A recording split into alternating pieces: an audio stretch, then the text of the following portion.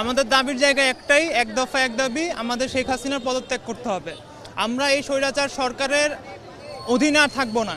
বাংলাদেশের জনগণ জেগে উঠেছে, সবার এক কথা, সবার এক দাবি, এই স্বৈরাচারের পতন হইতে হবে।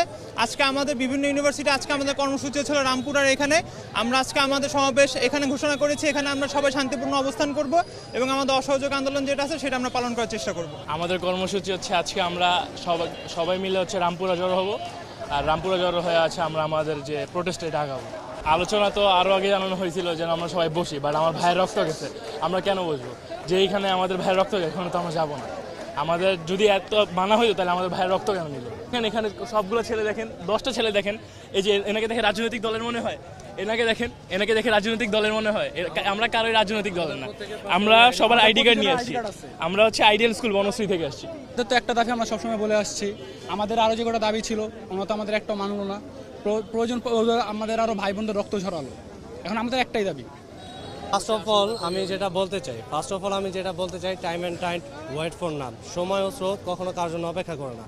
ওনাকে প্রায় দীর্ঘায়ুভাবে অনেকভাবে সময় দেওয়া হয়েছে। আসলে উনি সময়গুলি শুধু শেষ করতেছে, কিন্তু প্রপারলি কোনো ডিসিশন জানায় না।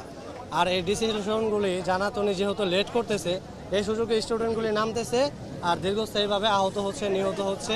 উনি শুধু এটাই চাচ্ছে যে আমি ডিসিশন পরে জানাবো, স্টুডেন্ট মরুক, সেটা নিয়ে তার কোনো মাথা ব্যথা নাই। উনি যখন প্রপারলি একা হ্যান্ডেল করতে না পারে, তখন উনি যে ছাত্রলীগ আছে, বাংলাদেশ ছাত্রলীগ এবং আদার্স যে লীগগুলি আছে, উনি সেগুলোকে আমাদের পেছনে লাগাই দেয়। কেন লাগাই দেয়?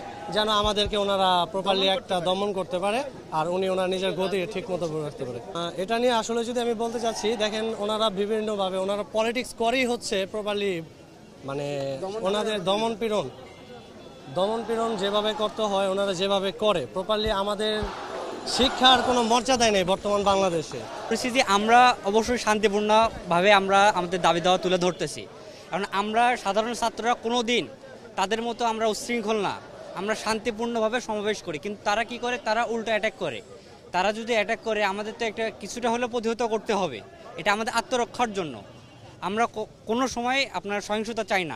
আমরা একটা শান্তিপূর্ণভাবে সমাধান যাচ্ছি, আমরা সবাই দাবি দাওয়া দিয়েছি, এটা তাদের মেনে নিতে হবে, এটা আমাদের এক দফা জাস্ট।